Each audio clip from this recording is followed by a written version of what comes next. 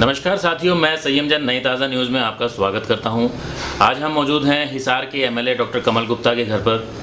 काफ़ी दिनों से, पिछले 3-4 दिनों से जब से पार्थ की मृत्यु हुई है, ये दुखद मृत्यु हुई है, तब से सवाल उठ रहा है कि हिसार के एमएलए क्यों नहीं पहुंचे पार्थ की मृत्यु पर दुख जताने के लिए। उन्होंने इस मामले में क्यों नहीं कोई कार्रवाई की। इसको लेकर गुस्सा भी जाहिर किया जनता ने। जब कैंडल मार्च निकाला गया तो कुछ उग्र लोगों ने तोड़फोड़ भी करने की कोशिश की।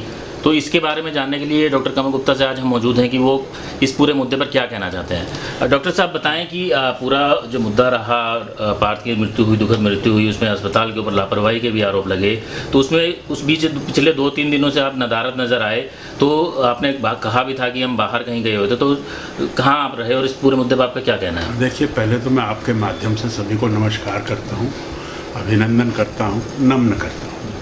और जहाँ तक आपने इस पार्थ की मृत्यु का सवाल उठाया है, इसमें कोई शक नहीं कि इससे बड़ा दुख किसी के परिवार में हो नहीं सकता। ये बड़ी दुखद घटना है और मैं परिवार के साथ हूँ, मैं पूरे शहर के साथ हूँ। और जहाँ तक मेरी उपस्थिति और ना उपस्थिति का सवाल है, मुझे ये शायद 22 तारीख को दुर्घटना हुई है। 23 तारीख को सुबह मुझे जाना पड़ गया भोपाल। वहाँ हमारे रिश्तेदार में साढ़ू लगते हैं, हमारी पत्नी के चाचा के दामाद। वो 58 साल के थे और उनका भी आंत फटने का ऑपरेशन हुआ और ऑपरेशन सफल भी हुआ, लेकिन उसके 2 दिन के बाद उनका देहांत हो गया। तो पारिवारिक रिश्ता था हमारा, बहुत ज़्यादा आना जाना था। तो ये जो स्टेशन है, ये भोपाल के नज़दीक नरसिंहगढ़ है। मैं वहाँ गया था और परसों रात को मैं यहाँ पर 11:30 बजे पहुँचा जी। तो 23 और 24 तारीख तो, और लेकिन रात के 11:30 बजे पहुँचते ही मुझे कुछ जानकारी मिली कि कुछ लोग कैंडल मार्च निकाल रहे थे। लेकिन मुझे यहाँ पर आकर पता लगा कि घर के आगे कुछ तोड़फोड़ भी की है। चलो, वो कोई एक अलग विषय है। लेकिन कल मैं यहाँ पर मुझे पता लगा कि उनकी रस्म पगड़ी है, मैं उसमें भी गया। और मेरा कहने का मतलब ये है कि मैं इस पूरे उसमें मेरा संज्ञान था। मैंने एसपी से भी बात की, मैंने माननीय मुख्यमंत्री जी से भी बात की, मैंने डीसी से भी बात की, और मेरा परिवार को भी ये कहना है और हिसार की पूरी जनता को ये कहना है कि निष्पक्ष जांच होगी। और जांच में चाहे वो कोई डॉक्टर हो, सर्जन हो, एनेस्थेटिस्ट हो, कोई भी हो, जांच में कोई भी दोषी पाया गया तो उसको सख्त से सख्त सजा मिलेगी। आपने कहा कि 2 दिन आप बाहर रहे, पर लेकिन क्या आपको नहीं लगता कि एक कम्युनिकेशन गैप रहा, क्योंकि 2 दिन तक आपकी तरफ से या आपकी ऑफिस की तरफ से, कार्यालय की तरफ से कोई संवाद नहीं किया गया? मतलब कोई आपका प्रतिनिधि जो हो सकता था, कोई जा सकता था, एक गैप कहीं नहीं रहा? नहीं, मैं समझता हूँ, देखिए, हमारे माननीय गौतम सरदाना जी हमारी पार्टी के ही हैं और वो माननीय मेयर हैं। वो परिवार के घर गए हैं।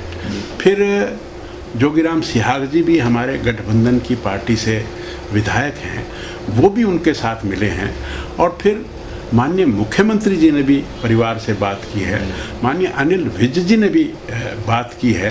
तो हमारा और मैं भी पूरे लगातार एडमिनिस्ट्रेशन के संपर्क में रहा हूँ, मैं वहाँ से भी रहा हूँ। तो मैं समझता हूँ कि इसमें कोई कमी वाली बात तो नहीं है।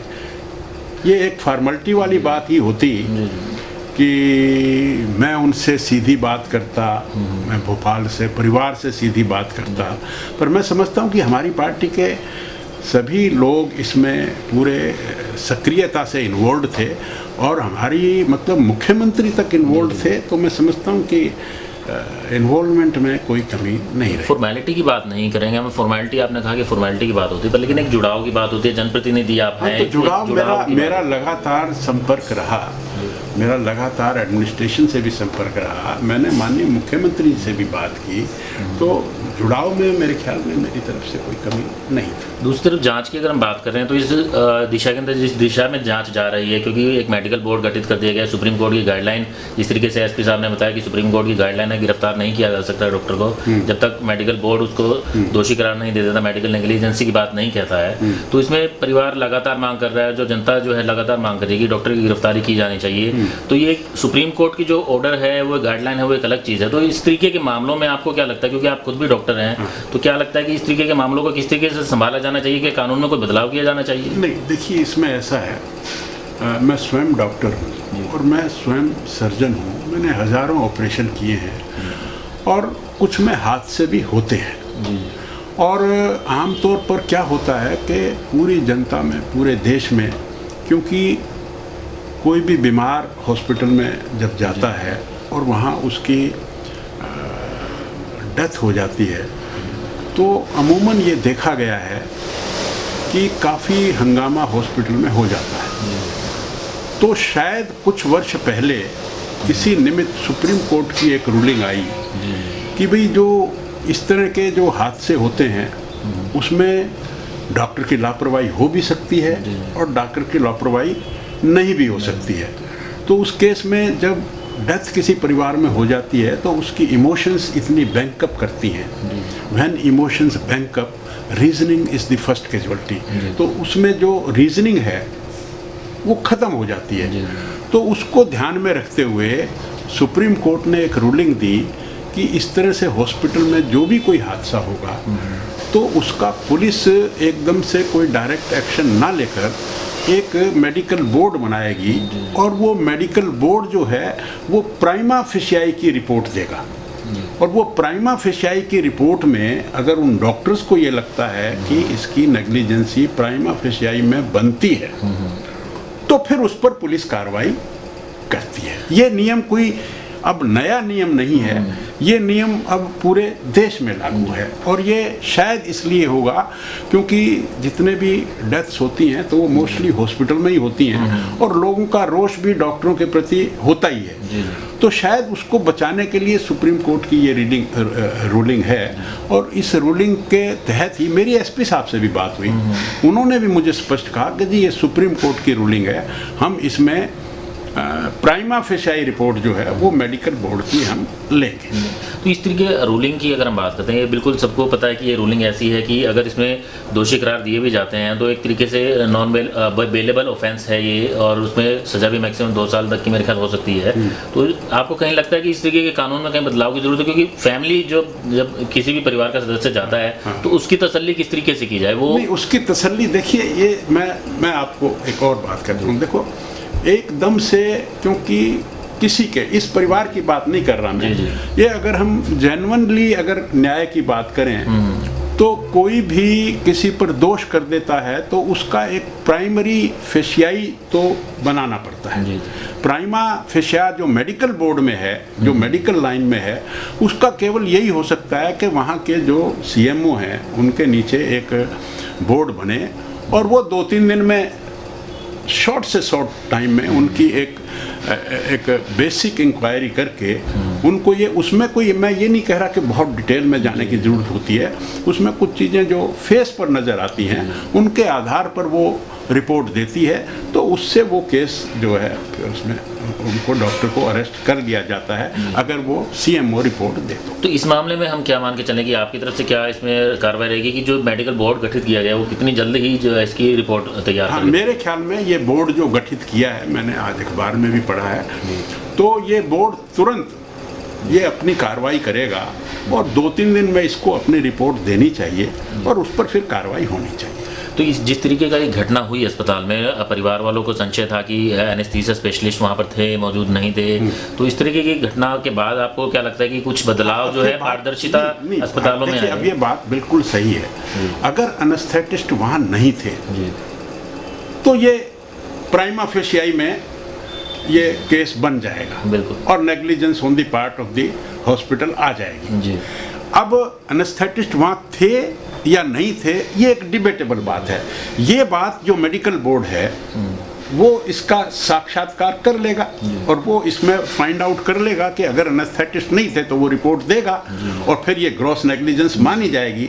अगर एनेस्थेटिस्ट थे तो फिर स्टेप आगे बढ़ेगा कि उन्होंने जो एनेस्थीसिया दिया उसमें नेग्लिजेंस थी कि नहीं थी। अब ये सब बातें केवल पेशेंट के अटेंडेंट के कहने पर कि भी नेग्लिजेंस है, नेग्लिजेंस मानना उचित भी नहीं है और ये किसी भी दृष्टि से ठीक भी नहीं है, क्योंकि जो पेशेंट्स के अटेंडेंट होते हैं उनको एनेस्थीसिया की जानकारी नहीं होती है, तो वो कैसे कह देंगे कि ये नेग्लिजेंस है या नहीं। रिजल्ट तो खराब आ गया, इसमें तो कोई उसका दुख तो है ही है। बिल्कुल, देखिए रिजल्ट तो खराब आ गया। अब रिजल्ट खराब कॉम्प्लिकेशन की वजह से आया या नेग्लिजेंस की वजह से आया, इसको हमें आइडेंटिफाई करना पड़ेगा।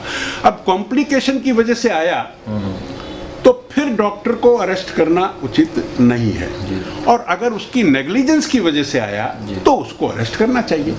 अब इस चीज का फैसला पुलिस भी नहीं कर सकती, पब्लिक भी नहीं कर सकती। इसका फैसला जो मेडिकल से कंसर्न्ड बोर्ड है वही इसका फैसला करेगा। नहीं, मेडिकल बोर्ड जो करेगा फैसला जांच के बाद करेगा। मैं जानना चाह रहा हूँ कि जिस तरीके से ये स्थिति पैदा हुई, असमंजस की स्थिति पैदा हुई, तो आप IMA से भी जुड़े हुए हैं, जनप्रतिनिधि भी हैं, तो इस तरीके के जो ऑपरेशंस होते हैं क्या उसमें और पारदर्शिता लाई जानी चाहिए ताकि किसी तरह की असमंजस की स्थिति पारदर्शिता तो हम लाए हैं, और एक ये फेथ की भी बात होती है। देखिए, अब मैं डॉक्टर हूँ, मैं सर्जन हूँ।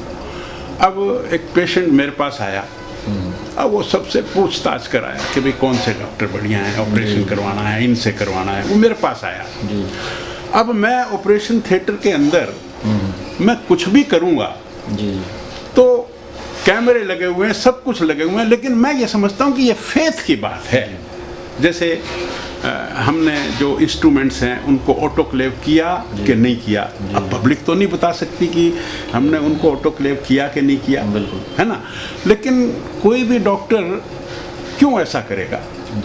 आफ्टर ऑल वो डॉक्टर है, उसको अपने रिजल्ट्स सही लाने हैं, सब कुछ करना है। कैसा है, फुल्ली इक्विप्ड है या नहीं है, और मैं पूरी ऑनेस्टी से काम कर रहा हूँ या नहीं कर रहा। तो ये फेथ की बात ज़्यादा है, मैं समझता हूँ। हम लोग अपनी मर्जी से किसी भी डॉक्टर के पास जाते हैं और अपनी मर्जी से 10 लोगों से पूछकर वहाँ जाते हैं, हमारा रिजल्ट ख़राब आता है तो फिर हम उस डॉक्टर पर शंकित हो जाते हैं।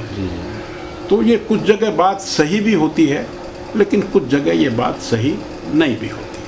तो इस पूरे मामले को लेकर अब आपसे पूछना चाहेंगे कि क्या आप जिस तरीके से जनता साथ जुड़ी, संगठन भी है, तो उसमें कहीं आपको लगा कि ये सिर्फ एक भावनात्मक तौर पर जुड़ी है, कहीं राजनीति की भी कोशिश की गई? नहीं, इसमें तो देखो तो साफ ही नज़र आ रहा है। भावनात्मक तो है ही, लेकिन इस भावना को कुछ लोग, राजनीति के लोग, इसको एक्सप्लॉइट भी कर रहे हैं। ये ऑब्वियस है। देखा दर्शकों आपने कि किस तरीके से डॉक्टर कमल गुप्ता ने आज इस पूरे मुद्दे को लेकर अपनी बात कही है। उनका कहना है कि इस पूरे मामले में मेडिकल बोर्ड है वो जांच करेगा और जांच को जल्द से जल्द जो है सामने लेके आया जाएगा, ताकि इस पूरे मामले में किसी भी तरीके की असमंजस की स्थिति ना रहे, और जो जांच में सामने आएगा उसी हिसाब से जो है कार्रवाई की जाएगी। अगर डॉक्टर की कहीं नेग्लिजेंस सामने आती है तो डॉक्टर के खिलाफ भी जो कानूनन जो सख्त कार्रवाई है वो की जाएगी। मैं एक बात और कहता हूँ जी, कि मैं जनता से भी अपील करता हूँ, परिवार से भी अपील करता हूँ कि दुख की इस घड़ी में हम सब उनके साथ हैं और विश्वास दिलाते हैं, ऑनेस्टी से विश्वास दिलाते हैं कि निष्पक्ष जांच होगी। और मेरा तो एक और भी कहना है कि अगर परिवार इस मेडिकल बोर्ड पर विश्वास ना करे, कई दफ़ा घर में दुख होता है, तो इस तरह की जो माहौल हो रहा है उसमें अगर कोई ऐसी बात है तो परिवार हमें 2 डॉक्टरों के नाम दे दे, जिनको वो चाहे उनके नाम दे दे। मैं एसपी साहब से रिक्वेस्ट करूंगा कि परिवार की तसल्ली के लिए, जनता की तसल्ली के लिए उन डॉक्टरों को भी इस बोर्ड में शामिल कर लिया जाए, ताकि जो हम न्याय करते हैं वो न्याय है, लेकिन वो न्याय दिखे भी। हालांकि जो सिविल हॉस्पिटल के डॉक्टर हैं वो न्यूट्रल होते हैं, IMA के डॉक्टर भी उसमें हिस्सा लेते हैं, लेकिन अगर कहीं अपने को इसमें कहीं कोई अगर दिक्कत है तो परिवार 2 डॉक्टरों के नाम स्वयं दे दे मैं एसपी साहब से निवेदन करूंगा, एडमिनिस्ट्रेशन से निवेदन करूंगा कि न्याय सही दिखे भी। हालांकि मुझे उनकी टीम पर कोई ऐसी शंका की बात नहीं है, लेकिन फिर भी अगर वो 2 डॉक्टरों के नाम अपनी मर्जी से दे दें तो मैं फिर प्रार्थना कर सकता हूं एडमिनिस्ट्रेशन से कि उन 2 नामों को भी उस बोर्ड में जोड़ा जाए, तो दूध का दूध और पानी का पानी होगा भी और नजर भी आएगा। देखिए, एक अभी आपने जो आश्वासन दिया उसी से के बाद मेरे मन में एक और सवाल उठता है कि जो कानूनन जो कार्रवाई की बात कर रहे हैं, आपने कहा कि कानून जो अपना काम करेगा, निष्पक्ष जांच की जाएगी, मेडिकल बोर्ड में भी चेंज किया जा सकता है। मैं ये जानना चाह रहा हूँ कि एक आउट ऑफ द वे जाके या अपने पर्सनल निजी स्तर पर आप कुछ ऐसा कुछ करना चाहेंगे कि जिससे परिवार को जो है सांत्वना मिले कि पार्थ के नाम से कुछ अवार्ड देना चाहें, या कोई पार्थ के नाम से कोई स्मारक बनाना चाहें, या कुछ उसकी किसी और तरीके से जो है सहायता की जा सकती है? नहीं, देखिए, दुख में हम सब शामिल हैं।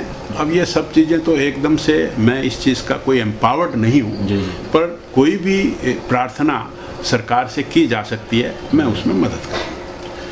देखा साथियों आपने कि एक बार फिर डॉक्टर कमल गुप्ता ने कहा है कि वो इस दुख की घड़ी में परिवार के साथ खड़े हैं। जो समय जो नहीं दे पाए परिवार को, पिछले 2 दिन जो थे वो बाहर रहे थे, लेकिन आने के बाद जो है परिवार के साथ जुड़े भी हैं और परिवार के पास जाकर दुख भी जताया है। और उन्होंने प्रशासन को भी कहा है कि इस मामले में किसी भी तरीके की जो है नज़रअंदाज नहीं किया जाना चाहिए और कोई भी ढिलाई नहीं बरती जानी चाहिए। और उन्होंने परिवार को भी आश्वासन दिया है कि किसी भी तरीके की ढिलाई नहीं होगी। अगर वो चाहते हैं मेडिकल बोर्ड में कोई सदस्य बदलना चाहते हैं तो वो भी बदला जा सकता है, और इस पूरे प्रकरण के अंदर जो है पूरा न्याय दिलाने का जो है प्रयास उनकी तरफ से किया जाएगा।